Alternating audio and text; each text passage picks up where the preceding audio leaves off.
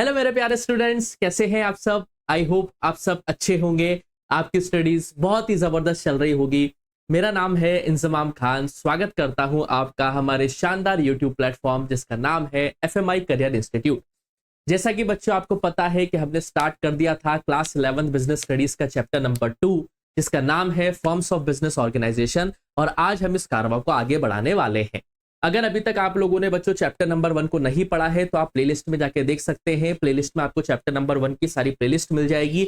उसमें आप सभी लेक्चर्स को अच्छी तरीके से रिवाइज कर सकते हैं और अपनी प्रिपरेशन को और भी ज्यादा स्ट्रांग कर सकते हैं। और वैसे ही अगर आपने चैप्टर नंबर 2 के प्रीवियस लेक्चर्स को नहीं देखा है तो फटाफट से प्लेलिस्ट में जाएं और फॉर्म्स ऑफ बिजनेस ऑर्गेनाइजेशन के प्रीवियस लेक्चर्स को डिस्कस करने या अच्छी तरीके से उन्हें समझ लें ताकि आप अपनी प्रिपरेशन को और भी ज्यादा स्ट्रांग कर सकें। तो आज हम बात करने वाले हैं आगे इस फॉर्म्स ऑफ बिजनेस ऑर्गेनाइजेशन के बारे में। जैसा कि बच्चों आपको पता है कि हमने प्रीवियस लेक्चर्स में फॉर्म्स ऑफ बिजनेस ऑर्गेनाइजेशन के इंट्रोडक्शन को समझा था कि आखिर कौन कौन से फॉर्म्स ऑफ बिजनेस ऑर्गेनाइजेशन होते हैं, जिसमें हमने बात करी थी बेटा सोल प्रोप्राइटरशिप के बारे में कि सोल प्रोप्राइटरशिप क्या होती है, उसके फीचर्स क्या होते हैं, उसके एडवांटेजेस क्या होते हैं और उसके डिसएडवांटेजेस क्या होते हैं। ये सारी की सारी चीजें हमने बात करी थी। क्लियर है बच्चों आपको? ये सारी की सारी चीजें क्या करी थी, हमने बातचीत करी थी कि इसके फीचर्स क्या क्या है, इसके एडवांटेजेस क्या है, उसके डिसएडवांटेजेस क्या है। उसके बाद हमने बात करी थी बेटा पार्टनरशिप फर्म के बारे में कि पार्टनरशिप फर्म क्या होती है, पार्टनरशिप फर्म के क्या क्या फीचर्स होते हैं और पार्टनरशिप फर्म के क्या क्या एडवांटेजेस और डिसएडवांटेजेस होते हैं। फिर हमने टाइप्स ऑफ पार्टनर्स को समझने की कोशिश करी थी और माइनर के बारे में हमने समझने की कोशिश करी थी कि माइनर आखिर पार्टनर बन सकता है या नहीं बन सकता है। देन उसके बाद हमने बातचीत करी थी हिंदू अनडिवाइडेड फैमिली की कि हिंदू अनडिवाइडेड फैमिली कौन सा फॉर्म ऑफ बिजनेस ऑर्गेनाइजेशन होता है, इसमें कर्ता की अनलिमिटेड लाइबिलिटी होती है, अदर को पार्टनर्स की लिमिटेड लाइबिलिटी होती है, दया भागा सिस्टम के बारे में हमने बातचीत करी, मिताक्षर सिस्टम के बारे में हमने बातचीत करी और हमने बातचीत करी हिंदू सक्सेशन अमेंडमेंट एक्ट 2004 के बारे में बातचीत करी। आज हमें बात करनी है बेटा कोऑपरेटिव सोसाइटी के बारे में। और लास्ट लेक्चर में मैंने आपको कोऑपरेटिव सोसाइटी का एक इंट्रोडक्शन दे दिया था जिसमें कुछ लोग मिलकर एक साथ आते हुए एक कॉमन पर्पस को ऑब्जेक्टिव बनाते हुए वॉलंटरी एडमिशन लेते हुए वेलफेयर मोटिव के लिए काम करते हैं, उसे हम क्या कहते हैं बेटा, कोऑपरेटिव सोसाइटी कहते हैं। हमने ये भी बात करी थी कि इसका रजिस्ट्रेशन करवाना कंपलसरी होता है। पार्टनरशिप फर्म के अंदर रजिस्ट्रेशन करवाना कंपलसरी नहीं है, लेकिन वहीं पर ही कोऑपरेटिव सोसाइटी का रजिस्ट्रेशन करवाना कंपलसरी होता है और कम से कम 10 एडल्ट मेंबर्स की रिक्वायरमेंट होती है इसका रजिस्ट्रेशन करवाने के लिए, जिसमें हमने बात करी थी कोऑपरेटिव सोसाइटीज एक्ट 1912 के बारे में। आज हमें बातचीत करनी है कोऑपरेटिव सोसाइटीज के फीचर्स, एडवांटेजेस और डिसएडवांटेजेस के बारे में। क्लियर है बेटा? तो फटाफट से अपनी नोटबुक निकालें और टॉपिक लिख लेते हैं फीचर्स ऑफ कोऑपरेटिव सोसाइटी कि कोऑपरेटिव सोसाइटी के आखिर क्या क्या फीचर्स होते हैं। फटाफट से आप नोटबुक निकाल लीजिए अपनी और टॉपिक डाल लीजिए बेटा features of cooperative society. So what are the features of cooperative society, ये अब हमें क्या करना है बेटा, समझने की कोशिश करनी है कि आखिर कोऑपरेटिव सोसाइटी के क्या क्या फीचर्स होते हैं। क्लियर है बेटा? चलिए, तो सबसे पहला हम फीचर इसका समझेंगे बेटा वॉलेंट्री मेंबरशिप। वॉलेंट्री का मतलब होता है बेटा अपनी इच्छा से। वॉलेंट्री मेंबरशिप का मतलब यह है कि अगर आप कोऑपरेटिव सोसाइटी का मेंबर बनना चाहते हैं तो इसके मेंबरशिप का जो ऑप्शन है वो वॉलेंट्री होता है। मतलब अगर आपकी इच्छा है इसकी मेंबरशिप लेने की तो आप जब चाहें इस कोऑपरेटिव सोसाइटी का पार्ट बन सकते हैं और आप जब चाहे इस कोऑपरेटिव सोसाइटी से लीव हो सकते हैं। मतलब आपके ऊपर कोई दबाव नहीं रहेगा कि आपको इस कोऑपरेटिव सोसाइटी का पार्ट बना रहना है। वॉलेंट्री ऑप्शन आपके पास होता है, आप जब चाहे आप इस कोऑपरेटिव सोसाइटी से जुड़ सकते हैं, आप जब चाहे इस कोऑपरेटिव सोसाइटी से लीव कर सकते हैं। ये आपकी चॉइस के ऊपर डिपेंड करता है कि आप कब ज्वाइन करना चाहते हैं और कब लीव करना चाहते हैं। किसी भी तरीके का कोई भी लोड यहां पे नहीं रहता है, ये बात आपको ध्यान रखना पड़ेगा। लेकिन हाँ, कोऑपरेटिव सोसाइटी को जब कोई मेंबर अगर लीव करके जा रहा है तो उसे अदर रिमेनिंग मेंबर्स को एक नोटिस पीरियड सर्व करना पड़ेगा ताकि उनको ये आइडिया रहे कि देखो मैं क्या कर रहा हूं, अब इस कोऑपरेटिव सोसाइटी को छोड़ के जा रहा हूं। तो एक नोटिस आप सर्व कर सकते हैं, लेकिन वॉलेंट्री मेंबरशिप है। मतलब कोई भी इंडिविजुअल अगर इस कोऑपरेटिव सोसाइटी का पार्ट बनना चाहता है तो वो फ्री जब चाहे जब वो उसे ज्वाइन कर सकता है और जब चाहे वो उसे क्या कर सकता है, लीव कर सकता है। किसी प्रकार की कोई बाउंडेशन नहीं होती है। और साथ के साथ जब कोई मेंबर उसे लीव करके जा रहा है तो वो एक नोटिस क्या कर सकता है, अदर मेंबर्स को सर्व कर सकता है। ये बात आपको यहां पे अपने दिमाग में सेट अच्छी तरीके से करनी पड़ेगी। क्लियर है बेटा? दूसरा फीचर आपको यहां पे समझना है बेटा लीगल स्टेटस। दूसरा फीचर आपको यहां पे ये समझना है बेटा लीगल स्टेटस। जैसा कि मैंने आपको बताया था बेटा कि पार्टनरशिप फॉर्म को भले ही आप रजिस्ट्रेशन करवाए या नहीं करवाए वो मैंडेटरी नहीं है। अगर आप रजिस्ट्रेशन करवा लेते हैं पार्टनरशिप फर्म का तो आपको केस वगैरह करने में कोई भी दिक्कत ना आएगी, और अगर आपने रजिस्ट्रेशन नहीं करवाया तो आपको केस करने में इशू आ सकते हैं। लेकिन कोऑपरेटिव सोसाइटी में ऐसा नहीं है। कोऑपरेटिव सोसाइटी में आपको रजिस्ट्रेशन करवाना कंपलसरी है। कोऑपरेटिव सोसाइटीज एक्ट 1912 के तहत आपको रजिस्ट्रेशन करवाना क्या है बेटा, कंपलसरी है। यानी कि कोऑपरेटिव सोसाइटीज एक्ट 1912 के तहत आपको अपनी कोऑपरेटिव सोसाइटी का रजिस्ट्रेशन करवाना कंपलसरी है। और जब आप इसका रजिस्ट्रेशन करवा लेते हैं तो आपकी जो कोऑपरेटिव सोसाइटी है उसे मिल जाती है सेपरेट लीगल एंटिटी। मतलब कानून की नजर में मेंबर्स अलग हैं और वो कोऑपरेटिव सोसाइटी अलग हो जाती है। जैसे कंपनी की होती है ना बेटा सेपरेट लीगल एंटिटी, जिसमें ओनर अलग होता है और कंपनी अलग होती है, वैसे ही जब आप अपनी कोऑपरेटिव सोसाइटी का रजिस्ट्रेशन करवा लेते हैं जो कि कंपलसरी है, तो उसके बाद आपको मिल जाती है separate legal entity. Separate legal entity का मतलब है कानून की नजर में कोऑपरेटिव सोसाइटी अलग है और बाकी के जो मेंबर्स हैं वो सारे के सारे क्या है बेटा, अलग है। सो इसे हम क्या कहते हैं, सेपरेट लीगल एंटिटी कहने की कोशिश करते हैं। ये बात आपको यहां पे बहुत अच्छी तरीके से दिमाग में सेट करनी है। तीसरा फीचर आपको यहां पे ये ध्यान रखना है बेटा कोऑपरेटिव सोसाइटी का, कि कोऑपरेटिव सोसाइटी के अंदर जो मेंबर्स होते हैं उनकी लायबिलिटी जो होती है वो लिमिटेड होती है। अब लिमिटेड लायबिलिटी का मतलब यहां पे क्या है, जैसे हमने अनलिमिटेड लायबिलिटी को समझा कि अगर किसी मेंबर की अनलिमिटेड लायबिलिटी होती है और अगर किसी रीजन से वो लोन पे करने के लिए इनकेपेबल हो जाता है तो उस पर्सन को अपने पर्सनल एसेट्स भी सेल करके उस लोन को रिपे करना पड़ेगा। इसे हम कहते हैं अनलिमिटेड लायबिलिटी। लेकिन यहां पे लिमिटेड लायबिलिटी का मतलब क्या है, कोऑपरेटिव सोसाइटी के अंदर जितने भी मेंबर्स हैं, चाहे वो 10 मेंबर्स हैं या 15 मेंबर्स हैं, उन्होंने जितना कैपिटल कंट्रीब्यूट किया है, मान के चलिए कि कोई एक्स मेंबर है उसने 1 लाख रुपए कैपिटल कंट्रीब्यूट किया है, तो उसकी जो लायबिलिटी है वो 1 लाख ही है। यानी कि उसकी लायबिलिटी उस कैपिटल कंट्रीब्यूशन के फिगर के हिसाब से सेट कर दी गई है। जितना उस पर्टिकुलर पर्सन ने कैपिटल को कंट्रीब्यूट किया है सिर्फ उतने तक की ही उसकी लायबिलिटी है। इन केस अगर कोई सिचुएशन बिगड़ती है तो उसे अपने पर्सनल एसेट्स को सेल करने की कोई बाउंडेशन नहीं होगी। इसे ही हम क्या कहते हैं बेटा, लिमिटेड लायबिलिटी कहते हैं। कि कोऑपरेटिव सोसाइटी के अंदर जो मेंबर्स होते हैं उनकी लायबिलिटी लिमिटेड होती है, जितना उन्होंने कैपिटल को कंट्रीब्यूट किया है सिर्फ उतना ही उनकी लायबिलिटी होती है। उसके अलावा उनको अपने पर्सनल एसेट्स को सेल करने की कोई रिक्वायरमेंट नहीं होती है। ये बात आपको ध्यान रखनी है कि कोऑपरेटिव सोसाइटी के अंदर जो मेंबर्स होते हैं उनकी लायबिलिटी जो है बेटा वो क्या होती है, लिमिटेड होती है। ये आपको अपने दिमाग में बहुत ही अच्छी तरीके से सेट करनी पड़ेगी। क्लियर है बेटा। अब फोर्थ फीचर आपको यहां पे समझना है। फोर्थ फीचर हमारा क्या है, कंट्रोल। कि आखिर इस कोऑपरेटिव सोसाइटी को कंट्रोल कौन करता है। तो याद रखना बेटा, इसे कंट्रोल करती है इलेक्टेड है ना, इलेक्टेड मैनेजमेंट कमेटी। ठीक है, एक इलेक्टेड मैनेजमेंट कमेटी से क्या करती है, कंट्रोल करती है। अब इलेक्टेड है यानी कि कहीं ना कहीं हम कह सकते हैं कि एक डेमोक्रेटिक माहौल क्रिएट किया गया है। भाई ये जो इलेक्टेड मैनेजमेंट कमेटी होती है इसके अंदर कुछ मेंबर्स होते हैं। आपको यहां पे दिमाग रखना पड़ेगा बेटा कि जो इलेक्टेड मैनेजमेंट कमेटी होती है, जो कोऑपरेटिव सोसाइटी के मेंबर्स हैं वो अपने में से ही कुछ मेंबर्स को इलेक्ट करते हैं और इस इलेक्टेड मैनेजमेंट कमेटी का पार्ट बनाते हैं।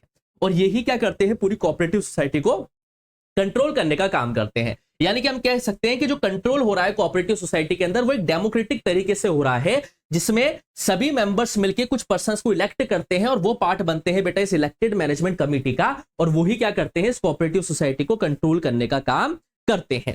तो ये चीज भी आपको यहां पे बहुत अच्छी तरीके से समझनी पड़ेगी। और याद रखना बेटा एक लास्ट फीचर और, कि कोऑपरेटिव सोसाइटी का जो मेन ऑब्जेक्टिव होता है वो सर्विस प्रोवाइड करवाना होता है, वेलफेयर करना होता है। प्रॉफिट कमाना इसका मेन ऑब्जेक्टिव नहीं होता है, सर्विस प्रोवाइड करवाना मेन ऑब्जेक्टिव होता है और सोसाइटी का वेलफेयर करने के लिए मेन ऑब्जेक्टिव होता है कोऑपरेटिव सोसाइटी का। So these are the 5 features of cooperative society. First one is voluntary membership. आप जब चाहे जब उसके अंदर ज्वाइन कर सकते हैं, जब चाहे उसे लीव कर सकते हैं। लीगल स्टेटस है यानी कि रजिस्ट्रेशन कंपलसरी होता है, सेपरेट लीगल एंटिटी आपको मिल जाती है, लिमिटेड लायबिलिटी होती है हर एक मेंबर की, कंट्रोल जो है इलेक्टेड मैनेजमेंट कमेटी के जरिए किया जाता है जो मेंबर्स अपने में से ही इलेक्ट करते हैं, और सर्विस प्रोवाइड करवाना या वेलफेयर करना ही मेन ऑब्जेक्टिव होता है बेटा किसका, कोऑपरेटिव सोसाइटी का। ये फीचर्स आपको अपने दिमाग में अच्छी तरीके से समझने पड़ेंगे। अब ये तो हो गए बेटा फीचर्स। अब हम बात करते हैं एडवांटेजेस की। Sir what are the advantages of cooperative society. क्या आखिर कोऑपरेटिव सोसाइटी के कुछ फायदे भी हैं क्या? देखो फायदे भी है तो साथ के साथ नुकसान भी होंगे ही होंगे। तो सबसे पहले हम पढ़ेंगे इसके एडवांटेजेस यानी कि इसके फायदे, देन उसके बाद हम बात करेंगे इसके डिसएडवांटेजेस के बारे में कि व्हाट आर द डिसएडवांटेजेस, और we can say that what are the demerits of cooperative society. ये बात आपको यहां पे क्या करना पड़ेगी बेटा, समझनी पड़ेगी। क्लियर है क्या? चलिए एडवांटेजेस हम देखते हैं बेटा। देखिए एडवांटेजेस क्या है, इक्वलिटी इन वोटिंग राइट्स। पहला एडवांटेज आपको क्या समझना है, इक्वलिटी इन वोटिंग राइट्स। मतलब कोई भी डिसीजन जब लिया जाता है कोऑपरेटिव सोसाइटी के अंदर तो उसमें हर एक मेंबर को एक वोटिंग पावर दी गई है और हर एक इंडिविजुअल के वोट की एक वैल्यू है। यानी कि हम इसमें थोड़ा सा पॉलिटी वाला कॉन्सेप्ट पढ़ सकते हैं, वन पर्सन वन वोट और वन वैल्यू। जैसे हम डेमोक्रेटिक फॉर्म ऑफ गवर्नमेंट के अंदर देखते हैं बेटा कि एक इंसान एक ही वोट दे सकता है। जैसे मैं एज ए इंडिविजुअल, मैं एडल्ट हूं, मेरे पास वोटिंग राइट्स है, तो मैं एक ही वोट दे सकता हूं, एक से ज्यादा वोट नहीं दे सकता। और मैं एक पर्सन हूं, एक वोट है, उस एक वोट की एक वैल्यू है। सेम वैसे ही कोऑपरेटिव सोसाइटी में होता है कि इसके अंदर कोई भी डिसीजन लिया जाता है तो उसमें हर एक मेंबर से वोट डलवाया जाता है और उस हर एक मेंबर के एक वोट की क्या होती है बेटा, वैल्यू होती है। यानी कि इन शॉर्ट मैंने जैसा आपको यहां पे समझाया कि डेमोक्रेटिक इन्वायरमेंट हमें देखने को मिलता है कोऑपरेटिव सोसाइटी के अंदर, जिसमें हर एक मेंबर को इक्वल वोट मिलता है और उस इक्वल वोट की क्या होती है बेटा, इक्वल वैल्यू होती है। ये बात आपको यहां पे क्या करना पड़ेगा बेटा, समझनी पड़ेगी। Is that clear or not? ठीक है। दूसरा है लिमिटेड लाइबिलिटी। अब हमने यहां पे भी पढ़ लिया लिमिटेड लाइबिलिटी, तो सर ये एडवांटेजेस कैसे है? एडवांटेज इसलिए है बेटा क्योंकि अनलिमिटेड लाइबिलिटी में मेंबर को अपने पर्सनल एसेट्स भी सेल करने पड़ते हैं, लेकिन यहां पे लिमिटेड लाइबिलिटी है, जितना आप कैपिटल लेके आए हैं उतना कैपिटल तक का ही आपको रिस्क उठाना है। तो यहां पे जो मेंबर्स के पर्सनल एसेट्स होते हैं वो क्या रह जाते हैं बेटा, सेफ और सिक्योर हो जाते हैं। कहने का मतलब यह है कि अगर अनलिमिटेड लाइबिलिटी होती कोऑपरेटिव सोसाइटी के अंदर तो यहां पे जो पर्सनल एसेट्स होते हैं वो सेल करने पड़ जाते हैं मेंबर्स को, लेकिन यहां पे लिमिटेड लाइबिलिटी है कोऑपरेटिव सोसाइटी के अंदर मेंबर्स की। तो कोऑपरेटिव सोसाइटी के मेंबर्स की जो लिमिटेड लाइबिलिटी होती है, इस वजह से उनके पर्सनल एसेट्स जो है वो सेफ रहते हैं। इसलिए हमने इस वाले टॉपिक को एडवांटेजेस के अंदर इंक्लूड किया है। यह बात आपको बहुत अच्छी तरीके से समझना पड़ेगा। ठीक है बेटा, चलिए आगे देखते हैं बेटा। स्टेबल एग्जिस्टेंस, क्या लिखा हुआ है बेटा, स्टेबिलिटी। भाई जाहिर सी बात है इसके अंदर 10 या 10 से ज्यादा मेंबर्स रहते हैं। कभी किसी मेंबर की डेथ हो गई तो, या कभी कोई मेंबर जो है बैंकरप्ट हो गया तो क्या कोऑपरेटिव सोसाइटी की स्टेबिलिटी खतरे में आ जाएगी? नहीं बेटा, ये कंटिन्यू रहेगी। अगर किसी की डेथ हो जाती है या अगर कोई बैंकरप्ट हो जाता है तो उससे इसकी कंटिन्यूटी पे कोई फर्क नहीं पड़ता है। एक मेंबर जाएगा तो दूसरा मेंबर आ जाएगा, क्योंकि यहां पे वॉलंटरी एसोसिएशन होती है, वॉलंटरी मेंबरशिप होती है। तो याद रखना है आपको यहां पे कि स्टेबिलिटी जो है कोऑपरेटिव सोसाइटी की वो क्या बनी रहेगी बेटा, लगातार बने ही रहेगी। ठीक है। और गवर्नमेंट से भी हेल्प मिलती है। एक और एडवांटेज आपको समझना पड़ेगा बेटा कि कोऑपरेटिव सोसाइटी के अंदर गवर्नमेंट भी हेल्प करती है। अब सवाल ये निकल के आता है कि सर गवर्नमेंट क्यों हेल्प कर रही है? भाई आपको मैंने बताया कि कोऑपरेटिव सोसाइटी का मेन ऑब्जेक्टिव क्या होता है, वेलफेयर करना या सर्विस प्रोवाइड करवाना। तो जाहिर सी बात है जब कोई कोऑपरेटिव सोसाइटी वेलफेयर कर रही है या सोसाइटी के लिए कुछ कंट्रीब्यूट कर रही है तो इसमें गवर्नमेंट क्या करती है बेटा, काफी सारे तरीके क्या क्या देती है, सपोर्ट देती है। जैसे टैक्स में कोई रिबेट मिल जाती है, ठीक है, लो रेट पे इंटरेस्ट मिल जाता है बेटा, और सब्सिडी वगैरह जो होती है वो सरकार के जरिए प्रोवाइड करवाई जाती है। क्यों सपोर्ट करती है बेटा गवर्नमेंट? क्योंकि कोऑपरेटिव सोसाइटी का मेन ऑब्जेक्टिव क्या होता है, वेलफेयर करना मेन ऑब्जेक्टिव होता है। इस वजह से गवर्नमेंट के जरिए क्या किया जाता है, कोऑपरेटिव सोसाइटी को सपोर्ट किया जाता है, ताकि कोऑपरेटिव सोसाइटी अपने एक्शंस को अच्छी तरीके से परफॉर्म कर पाए, उनको किसी भी तरीके की कोई भी दिक्कत ना आए। क्लियर है बेटा? और लास्ट आपको यहां पे एडवांटेज समझना है बेटा, ease of formation. Cooperative society को स्टार्ट करना बहुत ही ईजी है। 10 एडल्ट मेंबर्स के साथ आप इसे क्या कर सकते हो, फॉर्म कर सकते हो, और बाकी ज्यादा इसमें कोई दिक्कतें नहीं आती है। इसको फॉर्म आप आराम से कर सकते हो। So these are the advantages of cooperative society.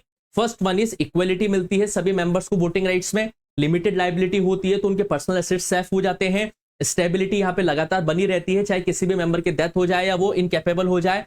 Government की तरफ से सपोर्ट मिलता है क्योंकि सोसाइटी को वेलफेयर आप दे रहे हो, तो टैक्स में रिबेट मिल जाती है, लो रेट पे आपको इंटरेस्ट लोन मिल जाता है, और सब्सिडी आपको मिल जाती है। और ईज ऑफ फॉर्मेशन यहां पे हम कह रहे हैं कि आराम से आप क्या कर सकते हैं, कोऑपरेटिव सोसाइटी का फॉर्मेशन कर सकते हैं। Is that clear or not बेटा? So these are the advantages of cooperative society. अब एक तरफ इस चीज के एडवांटेजेस हैं तो कहीं ना कहीं इसके क्या होंगे बेटा, डिसएडवांटेजेस भी होंगे। हमें डिसएडवांटेजेस को भी समझना पड़ेगा कि आखिर कोऑपरेटिव सोसाइटी की कमियां क्या क्या है। What are the disadvantages of a cooperative society? हमें कोऑपरेटिव सोसाइटी के डिसएडवांटेजेस को भी समझने की कोशिश करनी पड़ेगी कि आखिर डिसएडवांटेजेस क्या है कोऑपरेटिव सोसाइटी के। What are the disadvantages of a cooperative society? चलिए बेटा, तो सबसे पहला हम पढ़ेंगे इसके अंदर बेटा लिमिटेड रिसोर्सेस। रिसोर्सेस क्या होते हैं बेटा, लिमिटेड। जैसा कि मैंने आपको बताया कि मेंबर्स आएंगे बेटा, मेंबर्स अपने साथ कैपिटल लेके आएंगे। अब जितनी कैपिटल वो लेके आ रहे हैं, ठीक है, उतना ही क्या होगा बेटा, कोऑपरेटिव सोसाइटी के अंदर पैसा आएगा। तो लिमिटेड रिसोर्सेस होते हैं बेटा, क्योंकि पार्टनर कैपिटल जो लाते हैं मेंबर्स बेटा, वो ही लेके आते हैं बेटा, ये बात आपको ध्यान रखनी है। और साथ के साथ इसमें जो रिटर्न यानी कि आपको जो वापस मुनाफा मिलेगा वो भी लो रेट पे मिलता है, क्योंकि यहां पे आपका मेन ऑब्जेक्टिव सर्विस प्रोवाइड करवाना होता है। ये बात ध्यान रखनी है कि लिमिटेड रिसोर्सेस होते हैं, मेंबर जो अपनी कैपिटल लेके आए हैं उसी से कोऑपरेटिव सोसाइटी को आपको रन करना है, और साथ के साथ जो रिटर्न आने की जो प्रोबेबिलिटी है वो भी बहुत लो रहती है, क्योंकि आपका मोटिव क्या है, वेलफेयर की सर्विस प्रोवाइड करवाना है। तो अगर आप प्रॉफिट ज्यादा कमाएंगे तो जाहिर सी बात है वेलफेयर मोटिव कहीं ना कहीं डिमोलिश होता हुआ हमें देखने को मिल जाएगा। तो यहाँ पे रिटर्न की जो रेट होती है वो भी क्या होती है बेटा, बहुत ही लो होती है। ये बात आपको याद आ जाएगी बेटा, ठीक है। दूसरा डिसएडवांटेज हमें यहाँ पे क्या समझना है, लैक ऑफ सीक्रेसी। भाई मेंबर्स काफी सारे रहते हैं तो यहाँ पे किसी भी चीज की सीक्रेसी मेंटेन नहीं हो पाती है, यहाँ पे बातों को गुप्त नहीं रखा जा सकता, यहाँ पे कहीं ना कहीं इंफॉर्मेशन लीक होने की प्रोबेबिलिटी ज्यादा बनी रहती है, क्योंकि मेंबर्स बहुत सारे हैं। इस वजह से क्या है बेटा, यहाँ पे हमें लैक ऑफ सीक्रेसी देखने को मिल जाती है। ये बात आपको ध्यान यहाँ पे रखनी है। तीसरा डिसएडवांटेज आपको समझना बेटा, गवर्नमेंट कंट्रोल। जैसा कि हमने एडवांटेजेस में पढ़ा कि गवर्नमेंट सपोर्ट करती है, अब गवर्नमेंट सपोर्ट करेगी तो बदले में कुछ ना कुछ कंट्रोल भी स्टैब्लिश करेगी। ये बात ध्यान रखना है बेटा, बिना रिटर्न के कोई भी चीजें नहीं मिलती है। तो अगर गवर्नमेंट कोऑपरेटिव सोसाइटी को सपोर्ट कर रही है तो कहीं ना कहीं गवर्नमेंट आपको प्रिविलेज दे रही है, तो वो कुछ ना कुछ रूल्स एंड रेगुलेशंस भी आपके ऊपर इंपोज करेगी। मतलब कोऑपरेटिव सोसाइटी के अंदर कहीं ना कहीं हमें गवर्नमेंट का भी इंटरफेरेंस देखने को मिल जाता है, जिससे कभी कभार इसके एक्शंस में हमें कोई ना कोई बैरियर्स देखने को मिल जाते हैं। ये बात भी आपको बहुत अच्छी तरीके से सेट करनी है अपने दिमाग में। और फोर्थ आपका डिसएडवांटेज आ जाएगा बेटा, डिफरेंस ऑफ ओपिनियंस। देखिए भाई, कोई डिसीजन लेना है, मेंबर्स बहुत सारे हैं तो कभी कभी उनके बीच में क्लैशेस देखने को मिल जाते हैं, कन्फ्लिक्ट्स देखने को मिल जाते हैं। कोई एक मेंबर किसी दूसरे मेंबर की बात से एग्री नहीं करता है, कोई दूसरा मेंबर किसी तीसरे मेंबर की बात से एग्री नहीं करता है। तो इसमें कहीं ना कहीं हमें क्या है बेटा, फाइट्स, कन्फ्लिक्ट्स या डिस्प्यूट होने की सिचुएशन ज्यादातर देखने को मिल जाती है, जिस वजह से इसके कामों के बीच में क्या है, कुछ ना कुछ बैरियर्स आते रहते हैं। So these are the disadvantages of the cooperative society. तो आज के इस लेक्चर में बेटा हमने बात करी फीचर्स ऑफ कोऑपरेटिव सोसाइटी के बारे में, कि फीचर्स क्या क्या होते हैं कोऑपरेटिव सोसाइटी के, what are the advantages of a cooperative society and what are the disadvantages of a cooperative society. इन दोनों को हमने बहुत अच्छी तरीके से समझने की कोशिश करी है। आई होप आपको टॉपिक समझ में आया होगा। नेक्स्ट लेक्चर में हम बात करेंगे टाइप्स ऑफ कोऑपरेटिव सोसाइटीज के बारे में, कि कौन कौन सी कोऑपरेटिव सोसाइटीज होती है। और वीडियोस अगर आपको पसंद आ रही हैं तो वीडियोस को लाइक करें, दोस्तों के साथ शेयर करें, और चैनल को सब्सक्राइब करना ना भूलें, ताकि आपको वीडियोस के नोटिफिकेशंस टाइम टू टाइम मिलते रहें। जल्दी ही मिलूंगा आपसे नेक्स्ट लेक्चर में, तब तक के लिए आप लोग पढ़ते रहें, मस्त रहें। Thank you.